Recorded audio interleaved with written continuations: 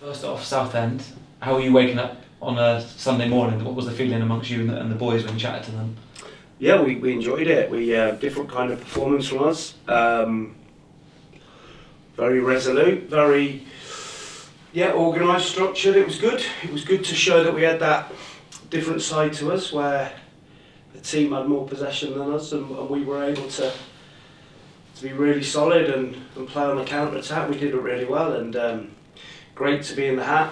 And we've got another home tie. Gives us a chance to get through. A tough one, but gives us a chance. Did it give you more food for thought in terms of the level you are able to play at? Because you said before the game Southend's a really good challenge. They're actually in the league, should be higher up without the points deduction. Did that kind of back up everything you said before the game? I knew we'd have to defend at times, which we did brilliantly, but the stuff we'd set up, like I said, was pleasing. It worked really well, and we kept one of the top marksmen in the National League, Harry Cardwell, really quiet. He usually scores headers every game, and he very rarely looked like he was going to cause any problems in the box. So, pleasing. Just chatted to Morgan, obviously, about the defence and how important that has been this season in terms of building from the back. How have you viewed the last few weeks in terms of how that's developed and what you guys have done with regards to the clean sheets? Well, obviously, it's about, we spoke a while back about partnerships, and trying to improve those relationships in the team. And Morgan and Jake is, Morgs is really quick and Jake's really aggressive. So, when Jake's going up winning headers, we know that Morgs can cover with his pace, and they've got a really good balance between them. And done a lot of work in terms of structurally at the back of the pitch and making sure we're really organised without the ball. And touch wood, over, it's starting to show. We now know it's Gateshead in the next game. What do you know about them as a club? I know that they're the best football team I've seen in the National League this season. I watched a few of their games after watching them last season. We beat them here, and then we went up there and they destroyed us. We were in free fall, we were in turmoil as a club then. But the way they played was very, very impressive, and I've watched their games, some of their games, and they're, I would say, the best pure football team in the National League. Obviously they lose their manager because he's done really well. They lose their manager, and we'll see now whether there's any disruption to their team, to their setup.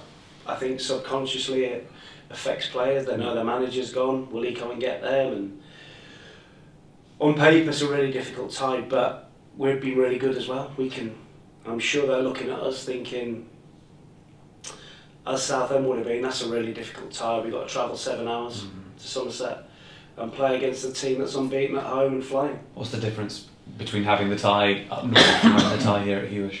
Well, about 7 hours on a coach. Which you don't want to do. A home child bill, 7 hours on a coach, and it's a godsend that's at home. Let's talk about Worthing and how you're going to fare this weekend. What do you know about them as a club? Obviously sixth, so only a few points behind you. Looks like a fairly decent tie. Lost in the playoffs last year to Oxford City. I watched that game. I went to that game. Again, pure football team, try and play. Take lots of risks at the back of the pitch with the ball and the goalkeeper. And like I say every week, the team has got good players in it. We've given full respect and do our homework again and make sure we're ready to be really good without the ball, but we stick to our principles and the way we play. Have you changed anything this week with regards to training? Because obviously the game's on an Astro. Have you guys done a bit more training on the Astro just to try and get used to that kind of surface? We'll train on the 3G tomorrow. Obviously we have a disadvantage. There's no hiding the fact that the teams that have an Astro and train on it have a distinct advantage. It's their own Astro and everything's different, but we can't use that as every 3G is different, and they'll be really accustomed to theirs, but we can't use that as an excuse. We have to find a way, and we're trying to do that. Morgan said he'd prefer if it was a wet pitch, the ball skips up a bit more. Do you agree? Well, yeah, if it's wetter, the wetter the better, the truer the bounce, and the less black crumb or whatever it comes up. So, listen, we all know what we think of them, but got to get on with it. Squad-wise, any knocks from the Southend game that need to be considered for this weekend, or are you looking quite strong again? Same, the same group, same. So we're looking quite strong. I don't know if it's a clip that's done the round since last weekend. It was one of my highlights of last weekend. Keith Millen tripping up, Gillingham manager, standing manager, tripping up one of the players before taking a throw and getting sent off. His frustrations obviously came through. I don't know if have you ever come close to trying to trip up an opposition player? I thought it was quite harsh. What, the red card? Yeah, I thought he's put his foot out to control the ball, and the lads. It was never a red card, maybe a yellow. I got pushed over once by an MK Dons player in the technical area. Had my nice Armani suit on, and he had my hands in my pockets. Didn't approach it right, and he pushed me in the chest straight over. Did he get sent off? No. No. So no, I've been tempted a few times to kick a few of my own players, but no, nothing like that's happened to me yet. Haven't gone down the Lebo, was it Dyer approach? Yeah, well, yeah, I've been good this year, so long may that continue. Well, good luck for this weekend. Thanks very much.